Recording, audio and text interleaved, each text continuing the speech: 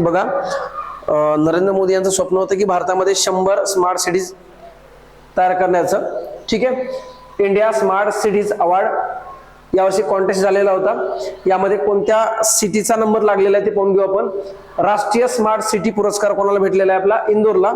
लक्षात 2 नंबर कोण आहे? सुरत. सर्वात स्वच्छ शहर कोणतं आहे? इंदोर आणि सुरतच. ठीक आहे. स्मार्ट सिटी म्हटलं तर पहिला पुरस्कार इंदोरला भेटलेला लक्षात ठेवायचं. पहिलं राज्य कोणतं आहे? मध्य प्रदेश लक्षात. आणि केंद्रशासित प्रदेश म्हटलं तर चंदीगड. पहिली सिटी इंदोर, पहिलं राज्य मध्य प्रदेश आणि पहिला केंद्रशासित प्रदेश म्हटलं तर चंदीगड. बघा 100 स्मार्ट शहरांमध्ये शाश्वत विकासाला चालना देणारी शहर आहे प्रकल्प आणि नाविन्यपूर्व कल्पना ओळखून या स्पर्धेचं आयोजन केलेलं होतं. एनसीईआरटी ला अभिमत विद्यापीठात दर्जा दिलेला आहे. आपल्या पाठ काय पाहिजे? एनसीईआरटी चं कार्य. बघा आपल्या भारतामध्ये जे काही शैक्षणिक प्रणाली आहेत यांचा अभ्यासक्रम, परीक्षा पद्धती, अभ्यासक्रम असणारे घटक हे सगळं निश्चित कोण करते? एनसीईआरटी करते. एनसीईआरटी स्थापना कधी झालेली आहे मित्रांनो? जर पाठ पाहिजे तुम्हाला 1 सप्टेंबर 1961. एनसीईआरटी ची स्थापना केव्हा झालेली आहे? 1 सप्टेंबर 1900 काय असेल? 61. लिहून घ्यायचं 1961. एनसीईआरटी ला अभिमत विद्यापीठाचा दर्जा देण्यात आलेला आहे.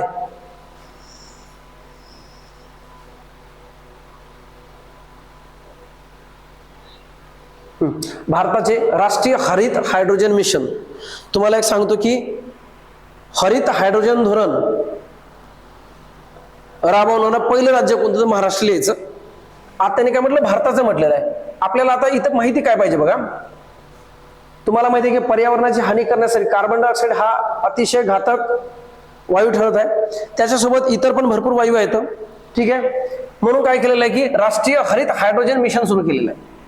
पुन्हा भारताने मिशन काय? 2030 पर्यंत दरवर्षी 5 दशलक्ष मेट्रिक टन रहित हायड्रोजनचे उत्पादन करण्याच्या उद्देशाने भारताने राष्ट्रीय हरित हायड्रोजन मिशन सुरू केलेले आहे.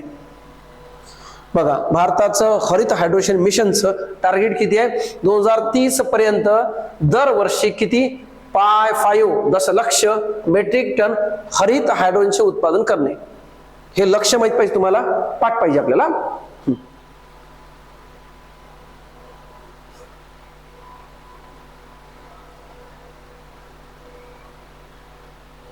भारतातील 54वा व्याघ्र प्रकल्प.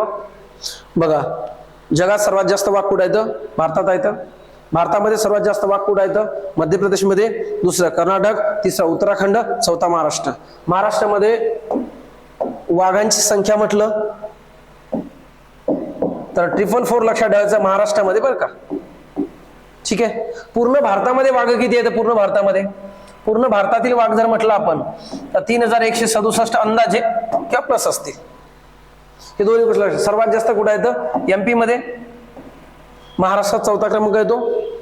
444 क्रमांकही चौथा आहे. 444 आकडा पण संबंधितच आहे, लक्षात ठेवायचं. मग महाराष्ट्रात व्याघ्र प्रकल्प किती आहेत? 6. ते माहिती आहे तुम्हाला. ढोलपूर, करवली, ठरणारा. 1 मिनिट. ढोलपूर, करवली, ठरणार भारतातील 54वा व्याघ्र प्रकल्प. मित्रांनो भारतात व्याघ्र प्रकल्पाला सुरुवात झाली 1973 ला. पहिला कोणता आपला? Jim Corbett. हे तुम्हाला माहित आहे सगळं. ठीक आहे. पूर्वी आपला वाघ हा राष्ट्रीय प्राणी नव्हता, सिंह होता. आता वाघाला संरक्षण द्यायचं आहे. लक्षात 1972 चा वन्यजीव संरक्षण कायदा तयार केलेला आहे. एक्झामला प्रश्न येतो की वन्यजीव संरक्षण कायदा 1972 चा. 1973 ला वाघाला मान्यता दिलेली आहे आणि वाघांना मान्यता दिलेली आहे तर वाघांचं संरक्षण सुद्धा करणं गरजेचं आहे आपल्याला. लक्षात. त्यामुळं व्याघ्र प्रकल्प ही कन्सेप्ट मांडलेली आहे. लक्षात. व्याघ्र प्रकल्पाचा जनक कोण म्हटलं तर सांकला नाव लक्षात ठेवायचं. कोण आहे? सांकला. व्याघ्र प्रकल्पात जनक कोण आहे? सांकला. पहिला ते जिम कॉर्बेट वगैरे तुम्हाला माहित आहे.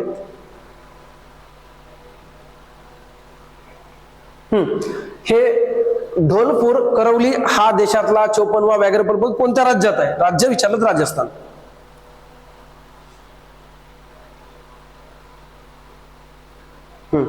स्वच्छ वायू सर्वेक्षण 2023 नुसार इंदोर हे अव्वल राज्य.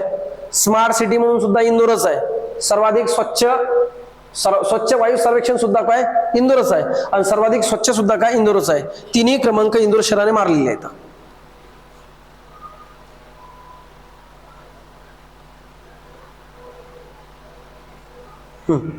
अतिशय महत्वाचं आहे. काय ठीक आहे, प्लास्टिक द्या आणि सोनं घ्या. जबरदस्त प्रोग्राम आहे. आता प्लास्टिक द्या बाबा आम्हाला, आम्ही तुम्हाला काय देऊ, सोनं देऊ. मग आता आपल्याला ही काय कन्सेप्ट असेल तर पर्यावरणाच्या संदर्भात कन्सेप्ट आहे. लक्षात, प्लास्टिकचा जो काही उद्रेक झालेला आहे, लक्षात प्लास्टिकचं साम्राज्य वाढत चाललेलं आहे. ते प्लास्टिक साम्राज्य कमी करण्यासाठी जम्मू काश्मीर मधील अनंतनाग जिल्ह्यातील सादीवारा या गावाने एक अनोखी काय केलेली आहे, प्लास्टिक कंट्रोल करण्यासाठीची योजना राबवलेली आहे. त्याला नाव काय दिलेलं आहे, प्लास्टिक द्या आणि सोने घ्या. एक्झामला प्रश्न विचारल, प्लास्टिक द्या सोने घ्या. ही योजना लक्षात कोणत्या राज्यात राबवलेली आहे, उत्तर काय दिसाल, जम्मू काश्मीर मध्ये. कोणता जिल्हा, अनंतनाग, आणि कोणतं गाव म्हणतो आपण, सादीवारा. एवढं लक्षात ठेवायचं.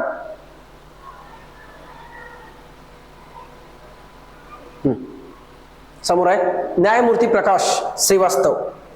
न्यायमूर्ती प्रकाश श्रीवास्तव यांची NGT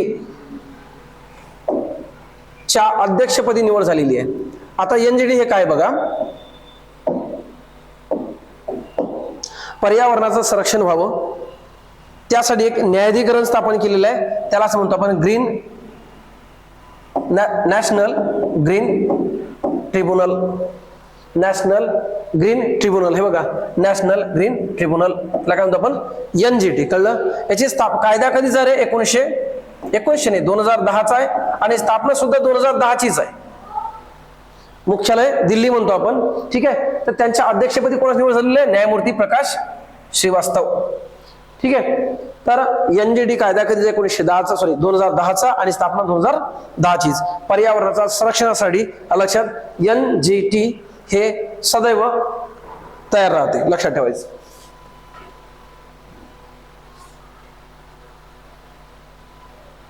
हे राष्ट्रीय पर्यावरण अपील प्राधिकरण म्हणजे काय असेल, NGT. ठीक आहे. भारत जगातील तिसरा देश बनलाय NGT सारखा संस्था स्थापन करणारा. पहिला कोण आहे आपला, ऑस्ट्रेलिया, नंतर काय न्यूझीलंड, आणि तिसरा कोण आहे, भारत. ठीक आहे. नवी दिल्ली हे न्यायाधिकरणाचे प्रमुख खंडपीठ आहे. इतर 4 खंडपीठ आहे, भोपाळ, पुणे, कोलकाता, चेन्नई. हे तुम्हाला महत्वाचं नाही, पण अदर एक्झामला महत्वाचं आहे. ठीक आहे. NGT ला अर्ज किंवा अपील दाखल केल्यापासून 6 महिन्याच्या आत तो निकाली काढणे बंधनकारक आहे. 6 महिन्याच्या आतमध्ये NGTच्या निर्णयाला 90 दिवसाच्या आत सर्वोच्च न्यायालयामध्ये आव्हान दिले जाऊ शकते.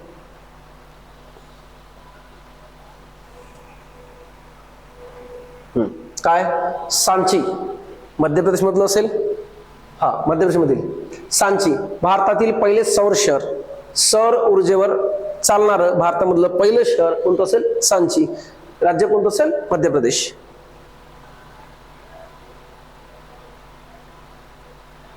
पायबॉट काय आहे, साहजिक रोबोट असेल. कोण तयार केलेला आहे, कोरियान तयार केलेला आहे. उत्तर कोरिया तर नसेलच, दक्षिण कोरियाचे ऑप्शन राहील त्यामध्ये. ठीक आहे. पायबॉट सुरक्षितपणे विमान चालवू शकणारा मानवीय रोबोट.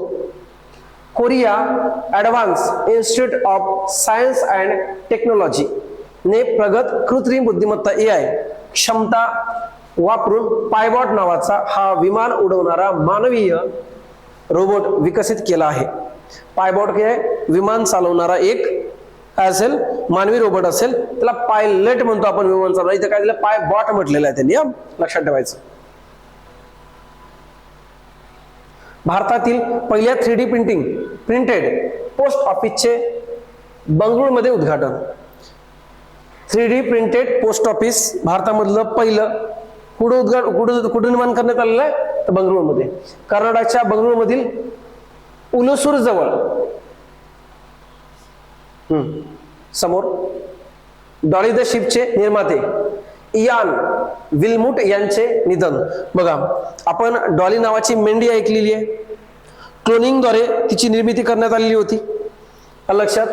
तर डॉली द शिपचे निर्माते लक्षात कोण होते, तर इयान विल्मुट यांचे नुकतेच निधन झालेले आहेत, लक्षात. इयान विल्मुट हे कुठले होते, ब्रिटिश होते, तर लक्षात ठेवायचं. बघा, 1996 सालामधील डॉली द शिप, डॉली नावाची एक मेंढी होती, तीच नाव डॉली होती, यांच्या अद्भुतपूर्व निर्मितीसाठी जबाबदार असलेले प्रसिद्ध क्लोनिंग प्रणेते, क्लोनिंगनं तयार केलेली पहिली मेंढी नाव काय होतं? डॉली.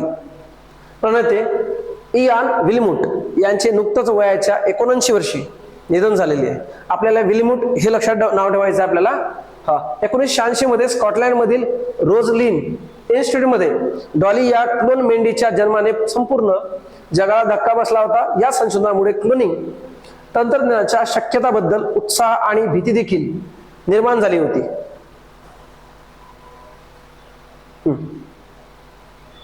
विल्मूट यांच्या कार्यामुळेच पुनरुत्पादक वैद्यक शास्त्रातील प्रगतीचा मार्ग मोकळा झालेला आहे. याच्या प्रश्न एवढाच बनेल तुम्हाला, डॉली शिपची निर्माती कोण होती? तर इल्मट, आपण काय म्हटलं, आपण इयान विल्मूट म्हणतो आपण त्याला. विल्मूट लक्षात ठेवायचं. कुठल्या देशाचे होते? तर ब्रिटिश होते. तर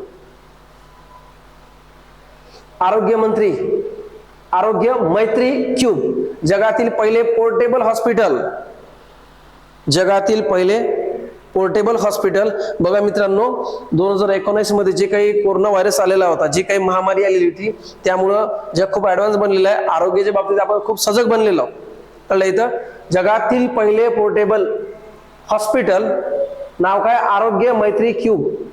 ठीक आहे. ऑगस्ट 2023 मध्ये आयोजित गुजरात मधील मेडटेक एक्सपो दरम्यान भारताने आरोग्य मैत्री क्यूब, नाव बघा काय, आरोग्य मैत्री क्यूब हे जगातील पहिले पोर्टेबल डिझास्टर हॉस्पिटलचे अनावरण केलेले आहे. आय थिंक हे इथं अनावरण केलेलं आहे, पण असाच एक प्रयोग आपल्या गुरुग्राम मध्ये, हरियाणा गुरुग्राम इथे सुद्धा केलेला आहे. ठीक आहे. तिथे पोर्टेबलच आहे. ठीक आहे. डिझास्टर म्हणजे ज्यावेळेस आपत्तीकालीन, जर समजा आता आपल्या त्या जम्मू काश्मीरमध्ये सुरुंग मध्ये गेल्या वर्षी काही लोक अडल्या गेलेले होते. तर ठीक आहे, त्यानंतर ईर्ष्यावेळी दुर्घटना घडलेली होती. तर मग तिथं त्या ग्रामीण भागात किंवा अतिशय डोंगराळ भागात काही हॉस्पिटल सुद्धा मिळत नाही. पण हे जर पोर्टेबल असलं, लक्षात, इथलं हॉस्पिटल आपण तिथं लगेच प्रस्थापित करून तिथल्या जे काही डिझास्टरला बळी पडलेले लोक आहेत यांना आपण वैद्यकीय सेवा पुरवू शकतो. ठीक आहे. नाव लक्षात ठेवायचं, आरोग्य मैत्री क्यूब नाव दिलेलं आहे. रशियाची लुना 25 मोहीम अयशस्वी. आता हे चर्चेत काय बघा, जगात सर्वात प्रथम आकाशात जाणारा व्यक्ती जो आहे तो रशियाचा होता. पहिला उपग्रह रशियानंच आकाशात पाठवलेलं होतं. आणि तो रशियासारखा देश जो जगात प्रथम क्रमांकावर होता, लक्षात, त्यांनी जे लुना 25 नावाची मोहीम राबवली होती, ही अयशस्वी ठरलेली होती. याच्यावरून कळते की रशियाची आजची परिस्थिती ही कशी आहे, थोडीशी खालावलेली आहे. पण रशिया आहे तो एका अपयशाने तो खचून जाणार नव्हे. आज जरी त्यांची जगात चर्चा झाली असं अपयश मिळालं म्हणून, ठीक आहे, असा काही तो अद्भुत चमत्कार करेल की सगळं जग त्यांच्याकडे पाहत राहील. चला, आपला मित्र आहे त्यामुळे सांगत आहोत. रशियाची लुना 25 मोहीम अयशस्वी. बघू आपण लुना मीन्स काय असं, लुनार. ठीक आहे, म्हणजे चंद्र मोहीमच असेल. 19 ऑगस्ट 2023 रोजी रशियाचे लुना 25 हे चंद्रयान चंद्राच्या पृष्ठभागावर कोसळले.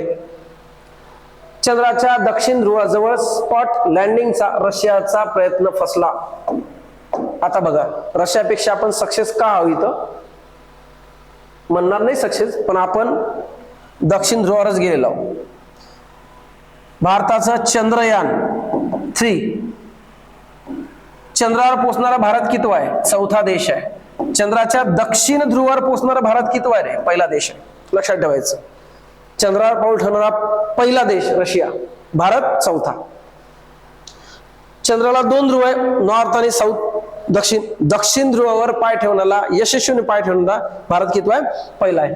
तर रशियाने सुद्धा भारतानंतर प्रयत्न केलेला आहे दक्षिण ध्रुवावर पाय ठेवणारा. तर काय झालेलं आहे, ती मोहीम काय झालेली आहे? अपयशी ठरलेली आहे, फसला तो प्रयत्न. ठीक आहे. या प्रतिष्ठेच्या मोहिमेतील अपयश हे रशियाच्या अंतराळ सामर्थ्याची घसरण अधोरेखित करते. रशियाने 1957 मध्ये पृथ्वीभोवती प्रदक्षिणा घालणारा स्पुटनिक 1 नामक पहिला उपग्रह प्रक्षेपित केला.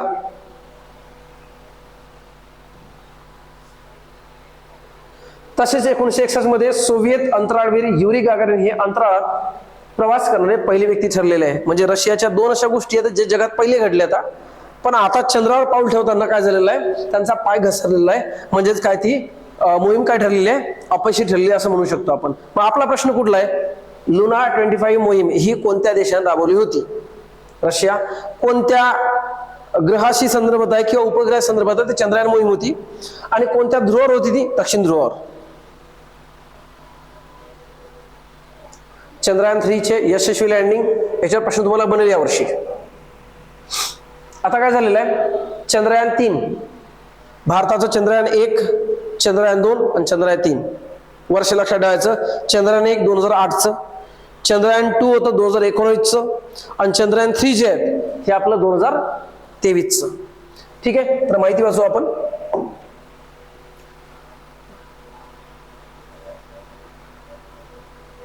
चंद्रयान 3 चे यशस्वी लँडिंग.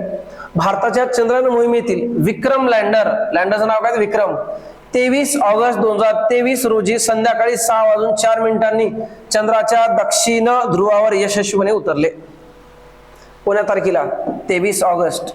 मोदी साहेबांनी 23 ऑगस्ट हा अवकाश दिन म्हणून जाहीर केलेला आहे. अवकाश दिन म्हणून जाहीर केलेला आहे, लक्षात ठेवायचं. किती तारखेला उडान केलेली होती ते आपण समोर पाहणार आहोत. किती तारखेला म्हटलं तर माहिती आहे का तुम्हाला? 14/7 आय थिंक, 14 जुलै 2023 उडान केली. पोचलं कधी रे? 23 ऑगस्टला. ठीक आहे, कोणत्या ध्रुवावर पोचलं? दक्षिण ध्रुवावर. ठीक आहे, लँडरचं नाव काय होतं? विक्रम. मी मागच्या सोल्युशन मध्ये प्रज्ञान म्हटलं होतं, पण उत्तर काय ते विक्रम येते, तेवढी चूक दुरुस्त करसाल. ठीक आहे, चंद्रावर यशस्वीपणे स्पॉट लँडिंग करणारा भारत हा जगातील 4था देश आहे. चंद्रावर जाणारा भारत हा 4था देश आहे. परंतु त्याच्या आधी, भारताच्या आधी कोण कोण होतं? पहिला रशिया, दुसरा अमेरिका, तिसरा चीन आणि 4था भारत. पण दक्षिण ध्रुवावर यान उतरवणारा जगातील भारत हा कितवा देश आहे? पहिलाच. आणि हे प्रश्न येते आपल्याला. ठीक आहे, विक्रम लँडरच्या स्पॉट लँडिंग नंतर जवळपास 4 तासांनी प्रज्ञान रोव्हर, बघा लँडरचं नाव काय होतं? विक्रम. लँड केलेलं आहे म्हणजे ते उतरवलेलं आहे त्या ठिकाणी. ठीक आहे, त्या लँडर मधून आता काय, लँडरच्या सहाय्याने बाहेर कोण येणार आहे? रोवर, जे फिरणार आहे. प्रज्ञान, त्याचं नाव काय होतं? प्रज्ञान. लँडर मधून बाहेर आले. रोव्हर म्हणजेच 6 चाके असणारा रोबोट. सांगा, लँडरचं नाव काय असेल? विक्रम. आणि त्या रोव्हरचं नाव काय, जे फिरणार आहे, रोव्हर आहे, लक्षात, नाव काय? प्रज्ञान. ठीक आहे, या रोव्हरच्या चाकावर अशोक स्तंभ आणि इस्रोचे चिन्ह कोरण्यात आले. अशोक स्तंभ. अतिरिक्त माहिती आपल्याला, जे लँडरचं नाव होतं, जे सर्वात पहिल्यांदा चंद्रावर पाऊल ठेवणार होतं, लक्षात, त्या लँडरचं नाव होतं आपलं विक्रम. आणि त्यामधून जे रोव्हर बाहेर पडलं, रोव्हर, त्या रोव्हरचं नाव होतं प्रज्ञान. प्रज्ञानवर काय होतं? अशोक स्तंभ कोरलं होतं आणि इस्रोचं चिन्ह कोरण्यात आलेलं आहे. भारताची इस्रो ही संस्था आहे, अंतराळवी संस्था आपली. त्यामुळे रोव्हर चंद्राच्या पृष्ठभागावर चालल्यामुळे पृष्ठभागावर अशोक स्तंभ आणि इस्रोच्या खुणा उमटल्या आहेत. बघा शास्त्रज्ञाचा माइंड. यशस्वी जर मोहीम झाली तर भारताची जी राजमुद्रा आहे, लक्षात, त्याच्यावर आपलं काय? अशोक स्तंभ कोरलेला आहे. आणि इस्रो जी या मोहिमेची सर्वेसर्वा होती, ती संस्था, भारताची अंतराळ मोहीम सक्सेस करण्याची सर्वेसर्वाची संस्था म्हणते, इस्रो म्हणतो आपण. त्या इस्रो आणि अशोक स्तंभाच्या खुणा चंद्रावर कशाच्या माध्यमातून? रोव्हरच्या माध्यमातून उमटवल्या गेल्यात आणि याला यश सुद्धा प्राप्त झालेलं आहे. 4 सप्टेंबर 2023 रोजी विक्रम लँडर आणि प्रज्ञान रोव्हर हे स्लीप मोड मध्ये गेले. 22 सप्टेंबर पासून लँडर आणि रोव्हरशी कम्युनिकेशन पुनर्स्थापित करण्याचा प्रयत्न इस्रो करत आहे. 23 ऑगस्ट राष्ट्रीय अंतराळ दिवस, अवकाश. मला आधीच म्हटलंय की हा दिवस महत्वाचा आहे आपल्याला. मला सांगा, 14 जुलैला काय झालं रे? 2023 ला काय झालेलं आहे? चंद्रयान आकाशात झेपावलं आणि पोहोचलं कधी? 23 ऑगस्टला. 23 ऑगस्ट कोणता दिवस? राष्ट्रीय अंतराळ दिवस. माननीय पंतप्रधान नरेंद्र मोदी यांनी चंद्रयान 3 च्या उल्लेखनीय कामगिरीबद्दल इस्रोच्या शासनाचा सत्कार केला आणि 23 ऑगस्ट हा दिवस राष्ट्रीय अंतराळ दिवस म्हणून जाहीर केला. दुसरा पॉइंट आहे शिवशक्ती आणि काय? तिरंगा. विक्रम लँडरच्या टच डाऊन साईट, शिवशक्ती आणि 2019 मध्ये चंद्रयान 2 च्या लँडरच्या क्रॅश फ्लाईटला तिरंगा असे नाव दिलेलं आहे. बघा 2019 ला चंद्रयान 2 होतं आपलं, त्याला नाव दिलं तिरंगा. आणि 2023 होतं आपलं 3, याला नाव दिलं शिवशक्ती. आणि दिवस कोणता आहे आपला 23 ऑगस्ट, लक्षात ठेवायचं. ठीक आहे.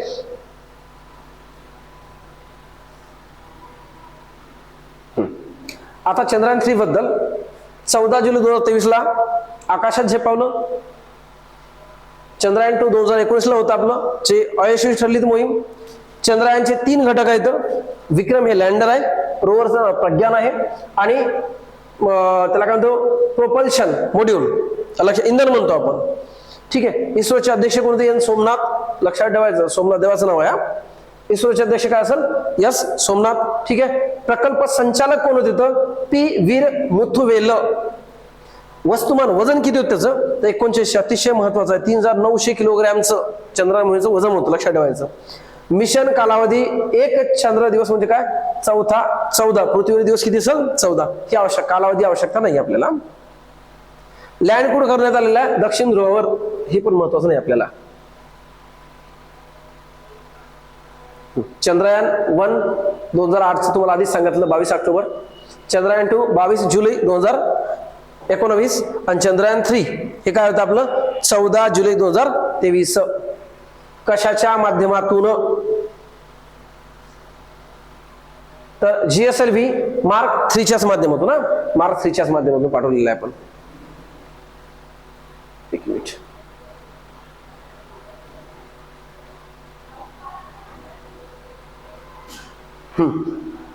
लॉन्च व्हेकल काय असेल? LVM-3. LVM-3च्या माध्यमातून आपण काय केलेलं आहे? या प्रक्षेपाच्या माध्यमातून चंद्रयान 3 ची मोहीम यशस्वीपणे पार पाडलेली आहे. LVM-3. LVM-3 लक्षात ठेवायचं.